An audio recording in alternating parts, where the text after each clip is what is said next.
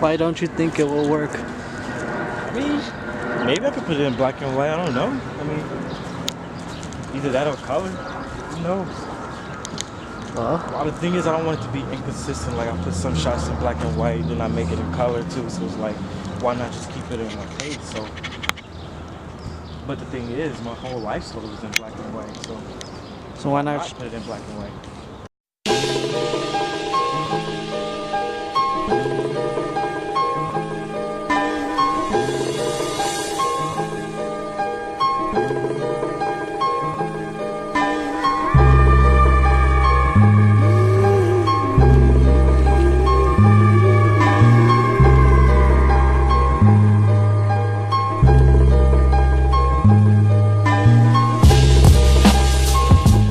In case you all didn't know, he's filming the whole thing, so he's gonna be the director. So, just thought you all should know. Like this documentary, just one of things that I like to highlight, or want to highlight within here. I'm looking forward to like just explaining my life story, just see like how I got to where I am now. I'm not much of a success, but like it's better than what it used to be. But yeah, I'm just definitely just ready to like explain like everything that goes on, within like my head. Naming the documentary Four Walls is just like one of the things I always had in mind, because it's like I always hid myself in like within a room or like a I don't know, like somewhere secluded, and everywhere I'm at, it's like it's always four walls surrounding me. So I named it that because I wanted to definitely explain like my life story. Like, why do I hide myself? Like, why am I hidden? Like, why do I wear sunglasses so much? I mean, this particular day, like, yes, it's bright as hell. Like, of course I'm gonna wear them, but like, why do I wear them when it's dark outside? Or like, why do I wear them when it's blue? There's no sun, period. So that's one of the things that I just thought I'd highlight.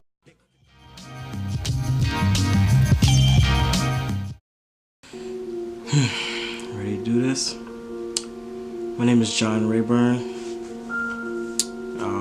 21 years old, living on my own.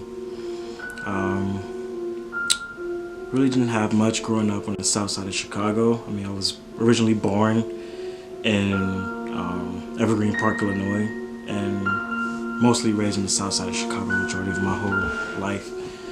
Growing up, I really didn't have much other than like a family that always was there for me and always depended on me and everything.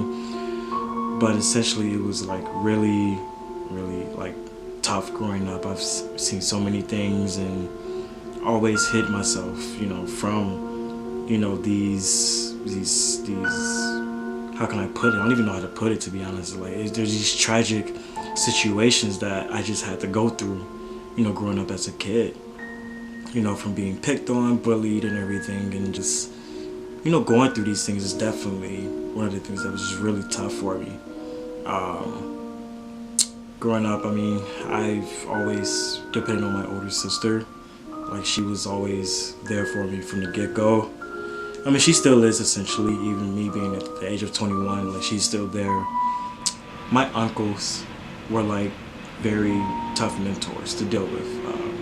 Essentially, my Uncle Joshua Sandiford, he was one of my other uncles who always really took everything to heart. Like, although he cared, like, he was always cracking jokes with me. At the end of the day, like, he was always trying to, like, bring that physical side of a man out in me, like when it came to like fighting or defending myself.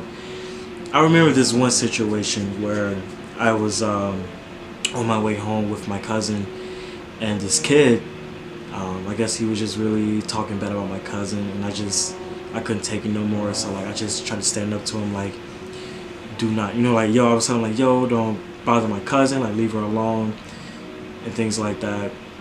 And I don't know what just happened at that moment. I don't quite remember, but like, it was something he said, and after that he said, like, get on your knees and things like that. And what was crazy is that I actually did. And my cousin was like, "You gonna let him talk to you like that? You gonna like, you know, downgrade you and like do you like that? Like, you know where you from? Like, don't ever, you know, bow down to no other boy." And I was just telling her like, "Shut up," things like that. Forget you. So eventually, she told her father, which is my Uncle Joe, of course. He didn't like the story or anything like that. So I guess he came over to my mom's house one time, and from there, he was like really heated, and out of nowhere I felt like I was just backed into this corner. In a way, I was in this corner, like the corner I'm sitting in now, like this is the corner I was in at that time. And all I remember him doing is getting really physical with me. Like he always like grabbed me, things like that. Like and I remember he was telling me like, "Don't you ever let a guy tell you you're on your knees," and things like that. And I get what he was saying, like, you know, just never succumb to like another man, especially if he's demanding you. Like, not unless if he's your father or boss or anything like that. Never let a man tell you to get on your knees. I mean, at the time I was young. I wasn't really thinking about it. Like, I was young. Like, well, who's really gonna think about that, you know? Until like I went in my room that day and just sat in the corner and just cried. You know, feel like my uncle was just really up and do that, and the fact that my mom didn't really do anything about it. You know, because she understood the situation, but at the end of the day, like, what more could she do, you know? Because, like, controlling, like, my Uncle Joe was, like, somewhat a tough thing to do, although that was her brother and everything. It was essentially a tough thing to do. So, yeah, I get, like, at the time, I didn't know. I thought she wasn't really protecting me like that, but at the end of the day, like, I've grown up to, like, realize the reason why in certain situations she didn't really do as much. You know, when it came down to, you know, the next day, you know, my mom just pretty much, you know, told me like, you know, your Uncle Joe was right. You should never let another man tell you to get on your knees. You know, you should never let that happen. And I understood that. I really did. I understood that. You know, but at the end of the day, I'm young still. I mean, I was still young at the time. You know, so that's one of the things that I didn't really like, you know, go through. I mean, you know, it was something to deal with. I mean, because at school, like, school was always tough for me. From, like, I want to say, like, 3rd grade all the way up to high school. I was bullied. Like, my head was always big. I mean, which is why majority of the time I always wore hats. And I still wear hats to this day because, like, what if people were, like, talking about my head, like, "Oh, your head is too big." Like, I've got called nicknames several times. Like, I can name a couple, like Planet. I got called Planet. I got called Earth. I got called Equator. I got called so many names that just anything that involved big, like, I got called. You know, and I just didn't mind. I didn't care. I mean, I always let it happen, and it just really took a toll on me. So I would always just come to my room and just sit there and just like, what to expect the next day? Like, what am I gonna expect? Going forward from there, like going forward to like high school. High school, I want to say it gotten worse, really worse. I mean, 7th and 8th grade, that's where I built friends. That's where I really had the most fun. You know, I didn't really get talked about like people. If anything, so, like, the students would like look up to me in a way. You know, like I had fun hanging out at St. Margaret of Scotland. You know, shout out to like everyone who went to St. Margaret of Scotland, like who had Miss Thomas as a teacher, or Miss Johnson. You know, like they were like really cool people in a way. Like they were so cool. Miss Smith, Miss Hill, like Mr. Streeter, you know, the gym teacher, man, Tony, like basketball coach. Like, it was so cool, man. 7th and 8th grade was so cool. But like everything changed the minute I got into high school. High school, Urban Prep Charter Academy. Yeah, that school had so many memories. I can't even name them top off the top of my head. But I want to say that was the school that got the most bullied at. I mean, it was an all-male school. It's an all-male school, so like eventually you're gonna get like bullied and everything. It's just one bully. He was just really horrible. Like this guy was just off the walls. Like every day he was just always talk about me. Like some days I'll just come to school like, I mean, what's to expect? I mean, I'm gonna get the same joke, get the same everything, and like I just had to put up with it. I mean, I tried to defend myself here and there, but at the end of the day, like, that shit got hard as hell. Like, it really did get hard. Like, he would make me so mad. Like, it got so bad to the point where I wanted to kill this guy. You know, I really wanted to kill this guy. I wanted to hurt him so bad to the point where he just stopped breathing.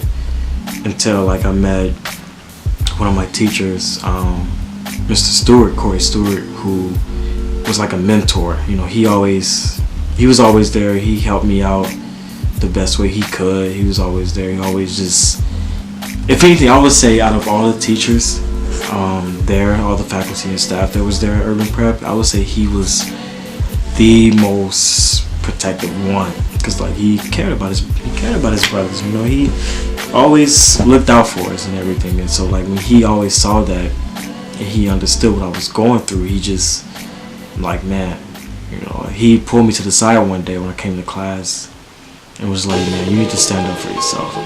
Otherwise, these guys are just gonna walk through you. They're gonna walk on you to the point where you can't function. You're gonna just stay there. You're gonna be planted on the floor. Like, you need to stand up for yourself. You know, whether it's through like, you know, getting good grades or just, you know, excelling in school as a black man should. You know, like, do that. You know, be that one that stands out within the group. And like, I will always see like the other guys like who were smarter than me, always went like the honors classes and going on trips and everything. And I'm just there with these group of guys who really didn't really see a future for themselves. Like, they always just crack jokes and everything, and they just didn't really pay attention in class, you know. And it was just it was just really hard. It was just really hard being in that class and always being picked on and everything.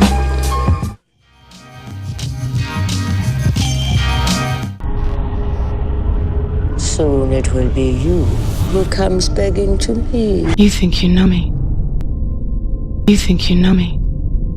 You think you know me. You think you know me. You think you know me. My sophomore year there, I don't know what happened to me. I don't know what happened to my brain, but like, it was bad. I felt like it was really bad. And this was one of the things that I hid from everybody, but this is the whole point of it. So like, my sophomore year, I was listening to this rap artist called Tyler, the Creator. He was a part of this group called Our Future Wolfgang. And like, in his music, he would always describe how he would always have these evil thoughts or things like that, or like always thought of suicide. You know, like, it was corrupted, but at the end of the day, I felt his pain, you know. So I essentially became a part of the movement and, you know, just started listening to the music and just adapting to it, to the point where I just started writing shit, like drawing weird shit. Like, there was this one time when we were in high school, we were given like these planners of like from the days, and like you could just write your homework in it. And like in the beginning of the planner, there's the crest of the school and like a blank white page. And on that white page, I was just drawing random shit. Like, I drew the logos of Our Future. Like, I drew their logos. I drew like cats with sharp teeth.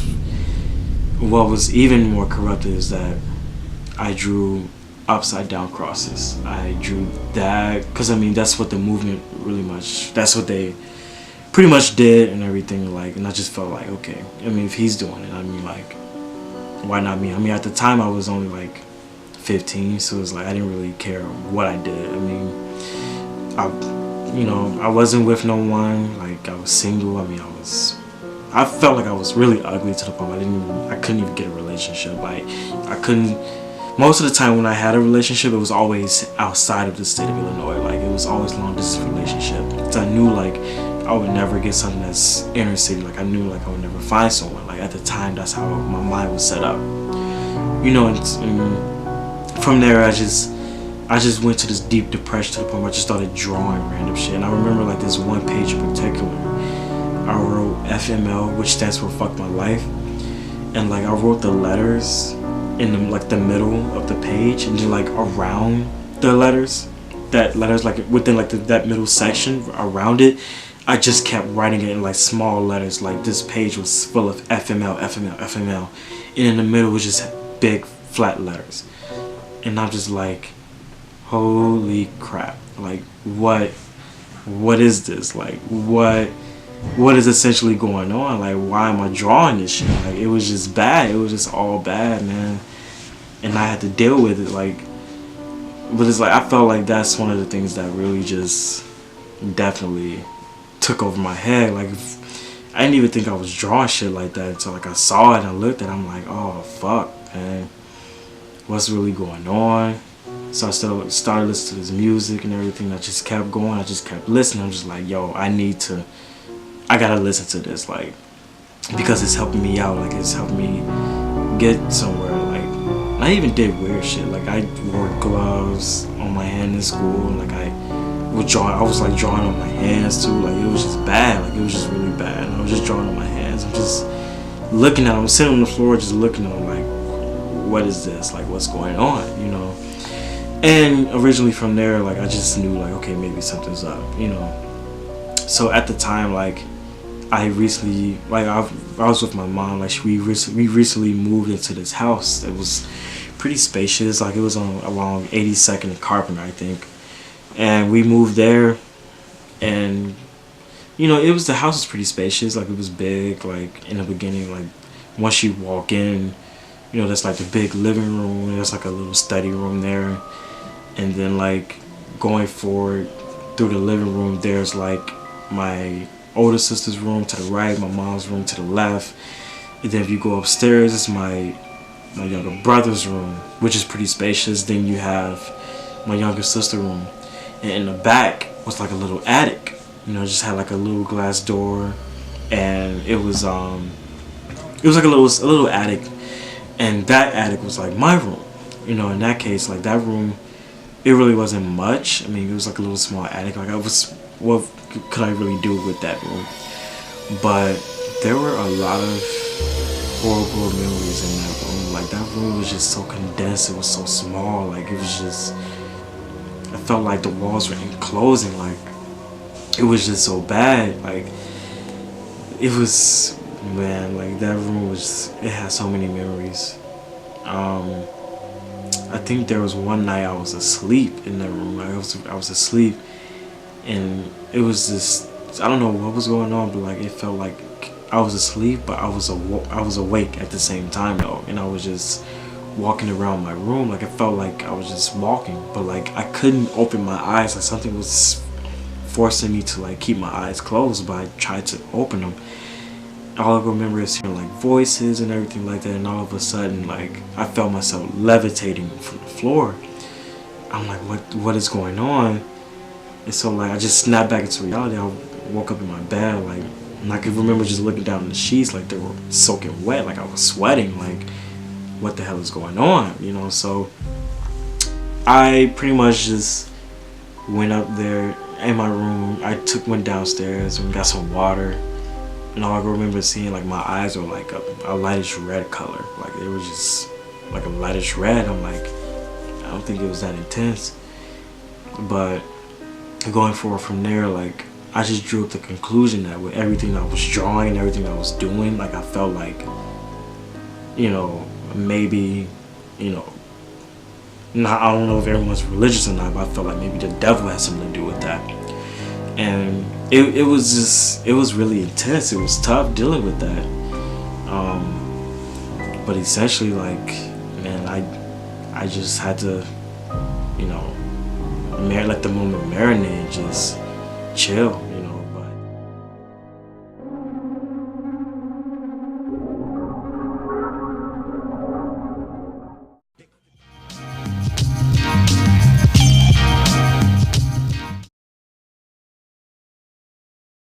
I got beer. How much beer you got? I got a 12-pack. I got a fucking 15 right here. Coronas, bitch. Bitch, that's my lunch. Let me get one. Go ahead. Thank you. That's 2 pieces, bitch. No, it's not. That is 2 pieces, motherfucker. Fuck y'all. What equals a lot, man? What do these got? What's up, John? From earlier. So they don't have mail? They had mail. y'all so fat. Horrible. John, they're gonna be like my documentaries coming out next week. Going into Northeastern, I didn't really have, friends or anything like that. I mean, because I'm beginning at the time, like I started in the summer transition program. I didn't really have many friends or anything like that because my main focus is to definitely like graduate, get good grades, so on and so forth. So like going forward, like going through like Northeastern, like it was pretty tough. I had obstacles here and there until like maybe like the beginning of my junior year. I was looking into like going into organizations and looking into like getting involved more in school, like just because like, and at the time in high school I did a lot of community service, so I feel like maybe if I continue the same tradition here at Northeastern, like it'll be different. So I did. I ended up pledging Omega Delta Phi Fraternity Incorporated in the fall of 2016. I had like 5 other guys within the same line that I crossed over in, and it was, I mean, I had a rough patch with my organization at the time, but at the end of the day, like these guys I could still consider family. Like I'm always gonna ride with them regardless. But yeah, fall 16 was like the official time, like when I, eventually crossed over, and I became a member. Like I became a knight of OD5. At the time, like I felt like that was the only way to like potentially find love, is if you go Greek, or if you just go around, just promote yourself and things like that. So at the time, before I became a member of OD5, I was pledging, and I remember seeing this one girl who was hanging around this sorority the whole time. At the time I didn't know their name until I crossed over. Their sorority is Gamma Phi Omega.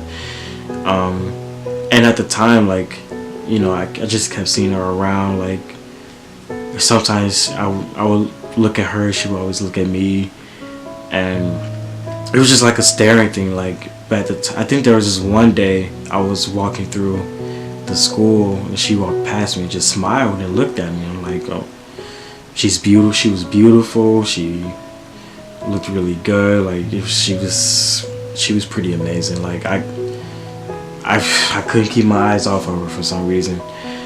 And I think like there was one night I was walking through campus, and there were like a bunch of Greeks in like the part of the building we call the Village Square. They were, it was like a bunch of Greeks within there, and I think I saw like the sorority, Gamma Phi Omega International Sorority Incorporated. I saw them like all around there. It was like a large group of them, and then I saw her wearing the same letters. I'm like, oh wow. I mean, I didn't know she was Greek. I mean, maybe at the time that was when she became Greek and everything like that. So I remember that night, I went back home, and I think like I had a conversation with my friend Brian. I tell Brian everything. Me and Brian been cool for like a good 13 years now, and our relationship's been like tight. Like I consider that man a brother. Like that's my brother, like regardless. But yeah, I was talking to him one night, and he was telling me that he had like an up and down cycle with his ex at the time. Well, his girlfriend at the time, but now it's his ex. And I was telling him how I met this girl, on campus, and like I think she's in a sorority, but like yeah, she looks beautiful. Like I want to talk to her, but like I don't know if like she'll look at me different because I'm not wearing Greek letters or anything like that. He's like, you never know unless you give it a shot. Like, what's the worst that can happen? Like the longer you wait, the worse it's gonna get. Like you never know. You're gonna miss out on your chance. And so at the time, like I was still pledging, so like I didn't want to miss out on that chance at all. So when I finally crossed over, we was taking pictures the whole time. My family was there, Brian was there, and then like they were calling each sorority to come take pictures of with my line brothers, and her sorority was called, and she was there. I mean, she wasn't wearing her letters or anything, but she was there. And what I find significant about it was that she was standing like directly behind me, you know, posing for the picture. I mean, it was crazy. Like, it just, I don't know, for some reason it just stood out to me, because like she was behind me and everything, and you know, she said congratulations and things like that. And at the time, I was in this mentorship program called America Needs You. It was a 2-year fellowship program for low-income first-generation college students. I recommend anybody to join this program. Like, if you're a freshman, definitely join this program. But at the time, like, I was within this program, and we were at a workshop particularly, and I remember seeing her at one workshop, and then that's when my coordinator Samantha, you know, was like, oh, here's a new fellow class 2016. I'm like, oh wow, she's a fellow too. Like, oh man. So I feel like I at the time I felt like I got followed. Like, I don't know, but yeah. So moving forward, back to my crossing and everything. That night, after that morning or so, like I had a workshop. I had A&Y, like I had a workshop, and it was like during Christmas time. We were exchanging gifts and everything, and we had a workshop. So I remember I was there, and I was walking through.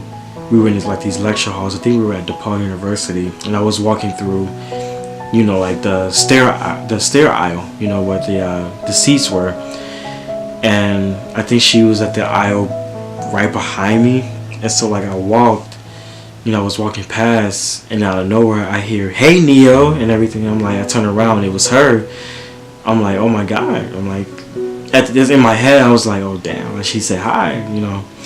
So I said hey, you know, and from there we just started the conversation. We talked a little bit from there, and then after that, that's when I think she wanted to take a picture, so we took a picture. I can't find this picture anywhere, but we took it, and from there, that's when I just, you know, just felt something. Like, I felt like it was like some sort of a connection there, and it was just really deep. Like, I just couldn't shake the feeling at all. It was just like, it was just a really good feeling. So going forward from there, I think we had like a Greek fair. She was at her table, I was at mine. Luckily our tables was right there, and I think we were having a conversation about like the workshops and everything, like A&Y, like what we like about it, and so on and so forth. And at the time, like, I was still receiving like a bunch of friend requests from other Greeks, like sororities and fraternities, you know, 'cause, you know, like being fresh to Greek life, you get a lot of attention and everything. So from there, I think she added me, and then I, you know, re-added her back. I accepted her friend request, and then from there, that's when I think I noticed like one of the pictures that she posted. I think it was like a Snapchat icon. And then on the top, in the caption, it said, like, so I can see y'all stories. Like, that's what she pretty much just says. So she wanted people to add her on Snapchat. So I ended up adding her. And I think that same night, I was on my way, Hermes and I, we went to go see this free movie, because I signed up for this little screening thing where you can see, like, movies before they essentially come out. And I signed up for this film that was coming out. And that was the same night, you know, I essentially started a conversation, you know, with her. I think it was the same night before the workshop that weekend. She posted a picture that said "Shine Bright." You know, at the time, like, I didn't know, you know, what she was saying. I knew what she was saying, but I didn't know, like, if she was referring to a song. So, like, me being a cool guy and all, you know, I decided to shoot my shot. You know, like, I followed Brian's words. I'm like, okay, let me see where it takes me. I mean, I'm used to rejection. So, like, what's the worst that can happen if I shoot my shot again?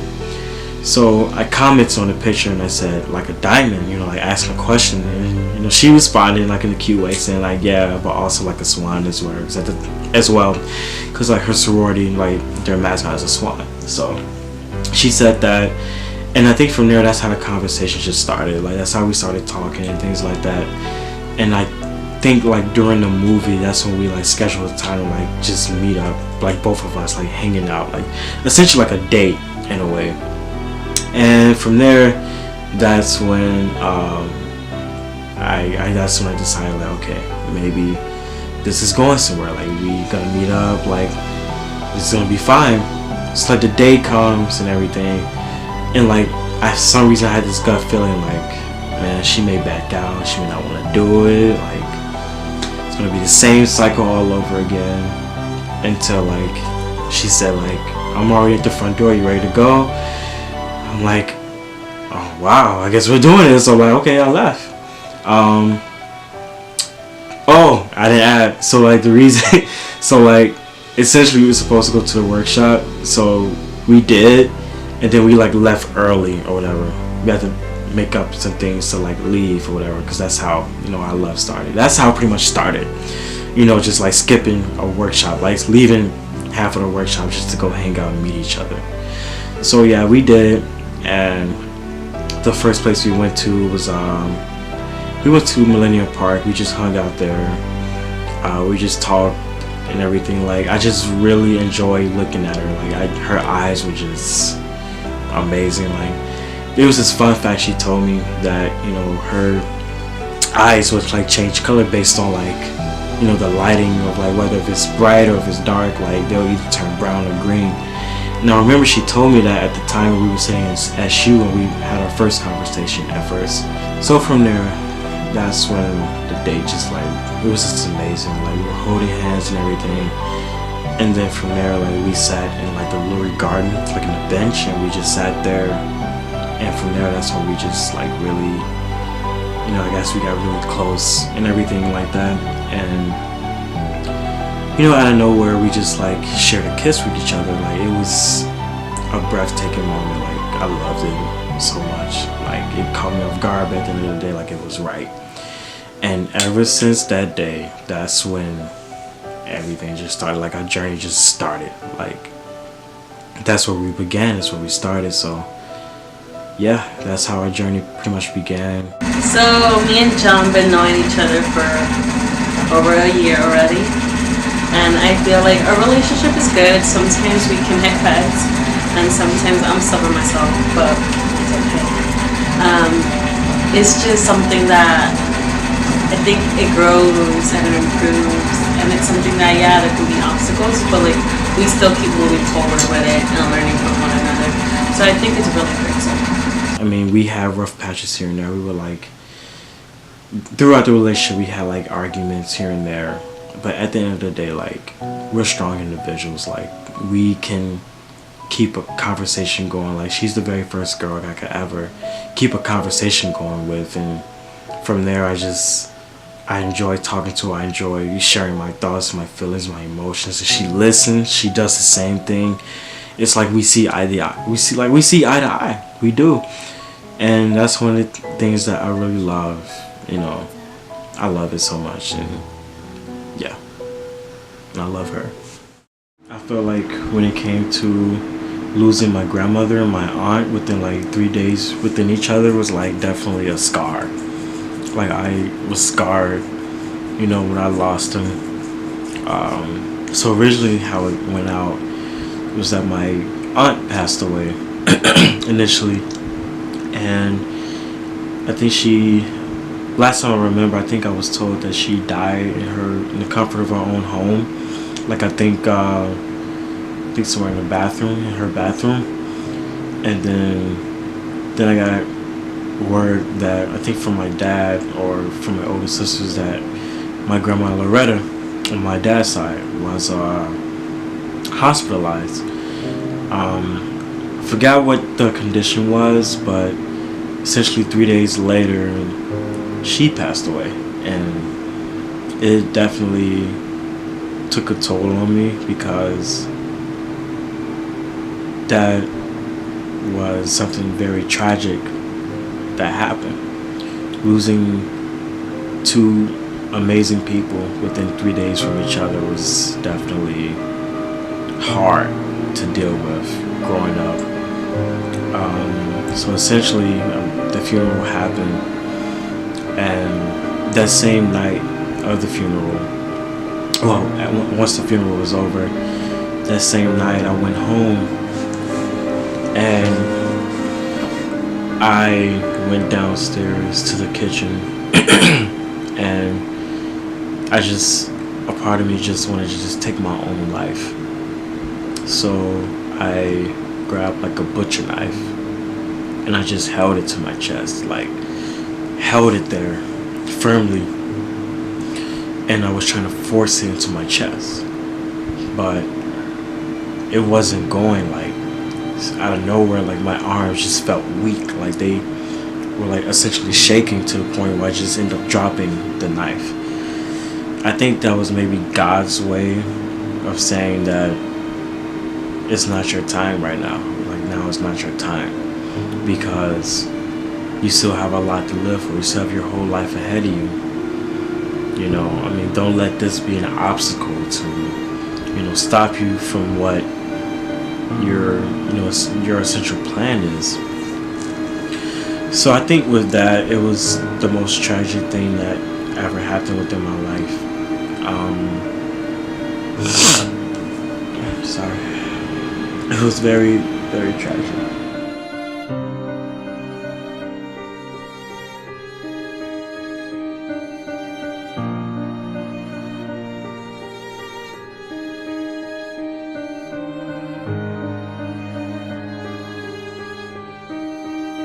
I didn't prevail. Like, I pulled through and I didn't give up. You know, I moved on and I kept moving. And yeah, I mean, I've gotten better. I've gotten stronger mentally, physically.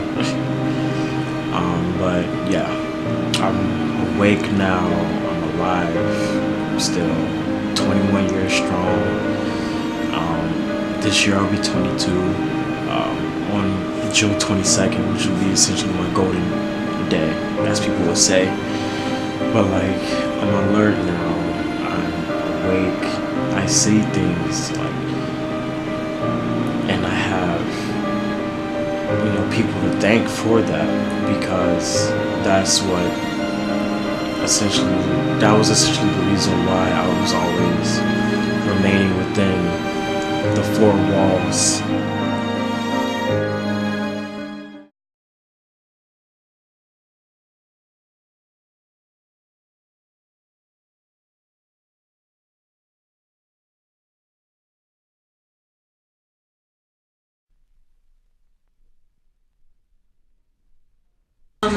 What I enjoy mostly about being around John would be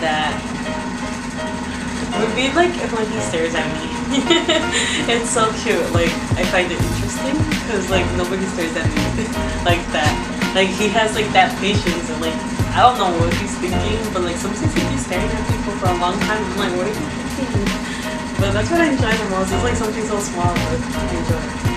What I like the most about hanging out with John, like, I like the way that he's caring, and you can talk to him, he listens, and he's open, like he talks to you, like the fact that communication is really open, so that's one thing I love. So I met John about 2 years ago, I believe, that I remember, and when I met him, I thought he was really funny, and he's very chill. He also keeps it real. He just has a very funny personality that I enjoy being with. He always makes me laugh. He supports me in anything I say. So I really like that about him. And every time we go out to eat, just as friends, you know, go out to places, I always have a great time with him. I don't think I have any complaints about being around him. So I'm sure that's what a lot of people think about him. He's very funny and very supportive. So yeah. A sense of humor, you know, his seriousness sometimes, you know, he knows when to be serious and when not to be. And then just his presence, you know, his own character makes him unique. He's creative, outgoing. He knows how to capture a view. it's just the way you are as a person. I mean, you have many sides to yourself. You can be mad, you can be sad, you can be happy, but like at the end of the day, I mean, you're John, and whenever you are in a good mood, it's a great time, to be honest. You crack jokes, you're funny, and yeah. What I enjoy the most about being around Sean is his fun spirit. He's fucking hilarious. He's a great person, his positive energy. Yeah, just good company. I think his future is bright. Sometimes he has to push himself because he's stubborn and sometimes doesn't see his priorities or tries to please other people. But I feel like his future is bright if he learns to put himself first and his priorities first. Yes, I do think, I know it's gonna be bright. He's been working so hard right now, and the fact that as a person she's been seeing him grow throughout all these semesters, I do think he's gonna accomplish, especially if he listens. So yes. I personally think he does have a bright future. I know currently John does a lot of things on the side, such as photography. He does a lot of that with student organizations on campus. So I really think that's going to help him along the way once he goes into a professional field to get hired by a company or things like that. And I could see that he puts a lot of effort into his classes and his classwork. So I really do think he has the potential to be a very successful person in the future. Yeah, man, I think he has a lot going on in his future. He's a bright kid. I think he can do amazing things. He's an entrepreneur himself. He knows how to put himself out there. He's not scared about things. But I think with the support of others, he'll be successful in the future. Dude, you have a bright future, dude. You know how to be organized within yourself. You know what you want. You prioritize your future, and you have a lot of roadblocks, to be honest. But you overcome those roadblocks, and that, I seen you overcome those roadblocks. You push away the negativity and then bring out the positive within yourself and for your future. Yeah. I think John's future is really bright simply because he has a mindset to be focused on what he wants, very determined, very motivated of himself, and receives motivation and feedback very well from others as well. So I feel like his future will be very bright as long as he stays on the straight and narrow right now.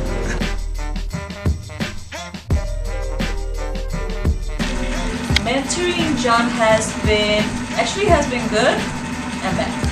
Reasons. Okay, so when he's stuff and everything, we talk and he's open to talking about things that maybe improve or anything and how I can help him. He's open to learning about it.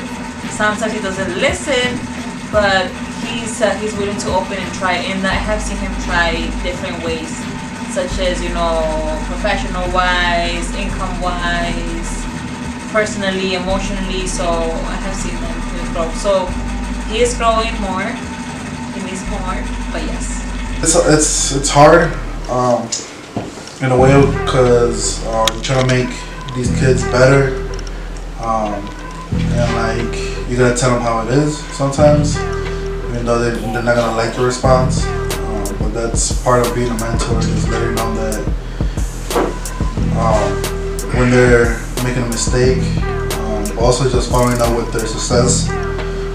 Just try to develop their character to become better for society, for themselves, for their family, friends.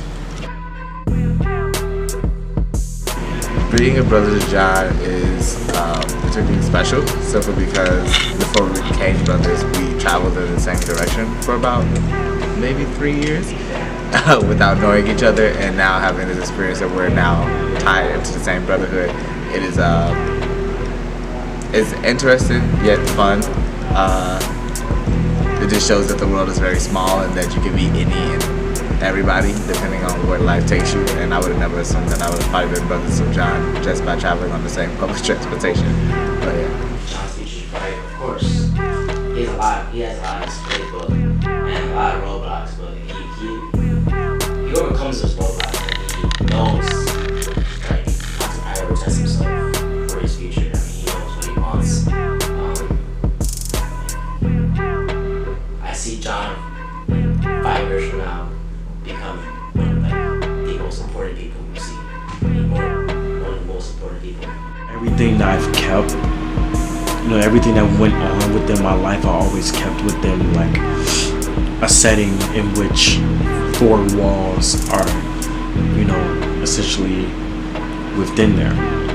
Like I'm trapped within 4 walls. And that's one of the things that, I wanted to like highlight throughout this documentary is that, this is something I was willing to share with the world, that life, it's not going to be easy. Like, you're going to have obstacles, you're going to have things that you're going to hate, but at the end of the day, you as a human being are going to make it. Like, you're going to grow, you're going to prevail. Like, you won't prevail, like you're going to always strive for greatness. And that's why I tell my students who I mentor, because I'm a peer mentor, like I've told all of my students that you should never give up on anything, always keep going.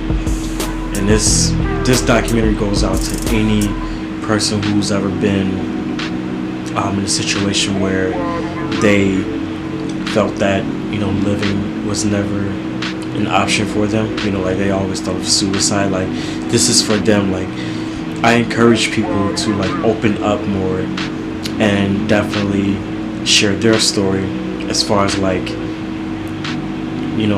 how is your lifespan, like how did you overcome obstacles in a way, or like how did you overcome from being suicidal to actually being righteous in a way, and that's one of the things that I really enjoy mostly, just being able to stay healthy mentally. And I've done it, and I'm still doing it till this day. I'm happy for my relationship, I'm happy for my mentors, I'm just happy, like I'm really happy. I mean, it may not seem like it in some cases, but I really am. But honestly, like this documentary goes out to anyone who's been going through depression in a way. I'm here to tell you, like, you can get out of that. It's how well you're willing to put forth that effort. Like you can't just give up. Don't give in to what the devil wants you to give in. Like do God's plan. Your plan is to make it in life, be someone, and that's what we all should abide by within this. So I really hope this documentary reached out to a lot of lives out there. I hope that this is definitely something that we can essentially remember. Like for me, like I began, this platform called DarkRoad Films that I really want to put into play. It's just a random thing that I thought about. While I was playing around with iMovie, I thought about, creating like a little trailer just to see like how video effects would work. Because my major is communications, media, and theater. So I thought like maybe let me see like what editing would look like. So I was playing around with this thing that Apple had where you can create like a movie themed title, like a kicker, like like have you seen like New Line Cinema or Dimension Films or I'm not sure of another one, or like 20th Century Fox. Like if you see those beginnings, that's essentially one of the features that iMovie had, and I created mine, and the name Dark Road just popped into my head, so I named it DarkRoad Films. So like fast forward to now, like I've started my own website. It's up and running now. I still have a few more edits to do, but it's up and live right now. You may see the link there in this video. I will be posting it on YouTube as well, so maybe within the description below, so definitely check it out. I also do photography as well, so yeah. But other than that, besides that, I really hope this documentary, you know, touch lives. And that's essentially what I plan on doing, you know, when it comes to expressing how I feel, you know, within four walls. So, thank you.